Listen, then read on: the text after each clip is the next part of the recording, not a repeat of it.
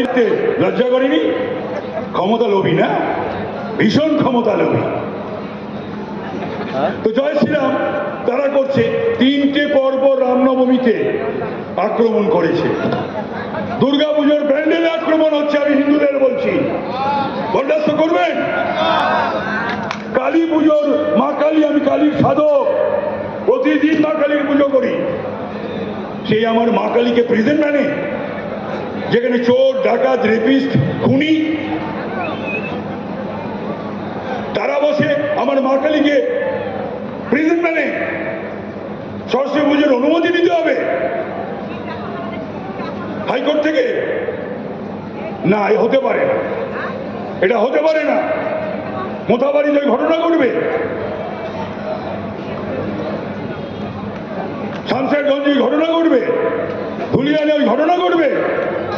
নিজ ভূমে পরবাসী পশ্চিমবাংলার হিন্দু বাঙালিদের পালিয়ে আসতে হবে, ঘর দুয়ার সবকিছু জমি জমা ফেলে। এটা বাংলাদেশ নাকি? এটা পাকিস্তান নাকি? আপনারা যদি চান এই কলকাতার রাস্তা এই বাংলাদেশি জল্লাদরা, জঙ্গিরা, জামাতরা দখল নিক, আনসারুল্লাহ বাংলা দখল নিক, জৈশে মোহাম্মদ দখল নিক, লস্করে তৈবা দখল নিক, দেবেন তৃণমূলকে ভোট। মানুষ তো তখনই বোঝে না যখন তার গায়ে ছাকা লাগে। কদিন আগে দেখেছেন ফেসবুকে, আমি তো আবার ফেসবুক করি না, আমার কেউ দল থেকে দিয়েছে, সেই চালায় টালায় আমাকে মাঝে মধ্যে দেখায়। ডক্টর অম্বিকেশ মহাপাত্র একটা কার্টুন এঁকেছিলেন, কার্টুন তাকে গ্রেপ্তার করে জেল করিয়ে দিয়েছিল এই কলকাতা পুলিশকে দিয়ে মমতা। একজন মুসলিম কদিন আগে ফেসবুকে লিখল যে মমতা মুখ্যমন্ত্রী হয়ে এলে হিন্দু মেয়েদের টেনে টেনে বার করে রেপ করব। প্রতিবাদ করলো না, গ্রেপ্তার হলো না, তার জেল হলো না। কলকাতা পুলিশ, বাংলার পুলিশ, লজ্জা করে না আপনাদের?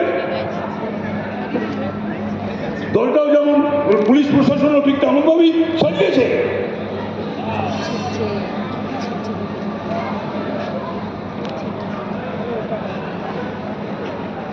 এখনই যদি এই হয় তাহলে ভাবুন, যদি অভয় ঘরে ঘরে চান, অভয়ের যদি আর্তনাদ শুনতে না পান, তার আবেদন যদি আপনাদের কর্ণকুহরে প্রবিষ্ট না হয়, আলাদা কথা। নিজের ভাবুন না যে অভয় আমার নেই। আর মমতা কখনো ধর্ষিতার পাশে দাঁড়ায়নি, কোনো দিন ধর্ষিতার পাশে দাঁড়ায়নি, ধর্ষকদের পাশে দাঁড়ায়। আর বলেছে ওই মেয়েটা ভালো ছিল না, ওই মেয়েটা মন্দ ছিল, ও প্রেগনেন্ট ছিল, ও প্রেম করতো। অদ্ভুত অদ্ভুত মুখ্যমন্ত্রী, লজ্জা লাগে আমার ভাবতেও। মুখ্যমন্ত্রী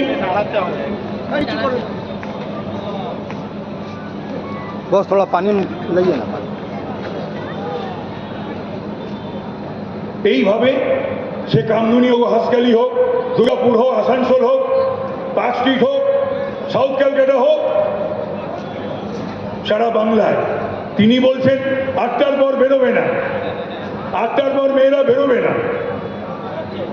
মায়ের যদি অসুস্থ হয়, মেয়ে যদি একজনই হয়, বাবা যদি রোগগ্রস্ত হয়, তাকে যদি হাসপাতালে নার্সিংহোমে ভর্তি করতে হয়, মার জন্য ডাক্তার ডাকতে হয় বা ওষুধ কিনতে হয়, কি করবে?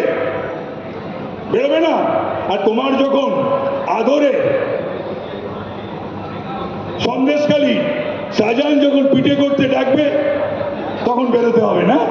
রাত 12:30টার পর তখন বেরোতে হবে। সেই শেখ শাহজাহানের পাশে দাঁড়ায়, জানেন?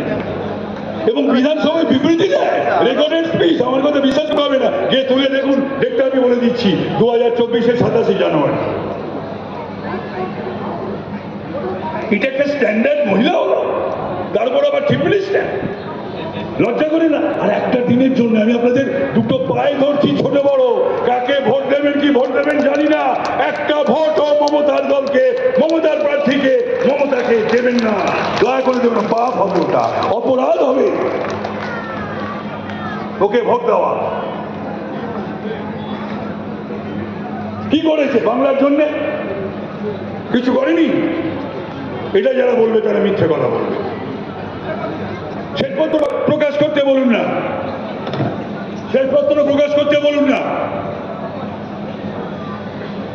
হয়েছে, নিজের হয়েছে, ভাইপোর হয়েছে, ভাইদের হয়েছে, ভাইয়ের বউদের হয়েছে, ভাইজিদের হয়েছে, বোনজিদের হয়েছে, বোনের হয়েছে, আত্মীয় স্বজনের হয়েছে।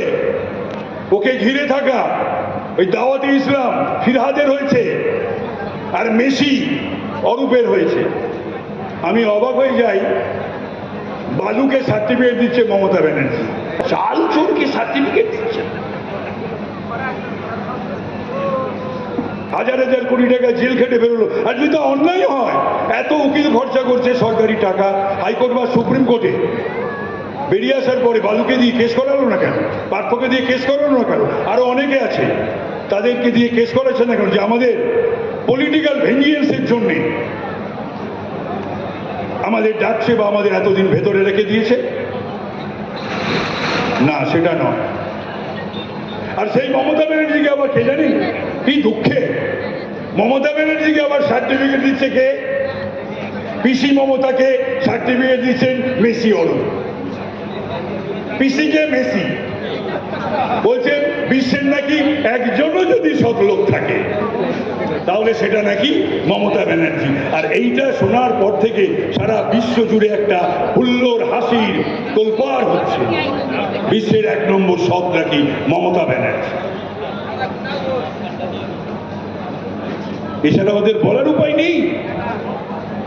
ওদের মনামনির সংসার, ওখানে সবাই সবারটা জানে।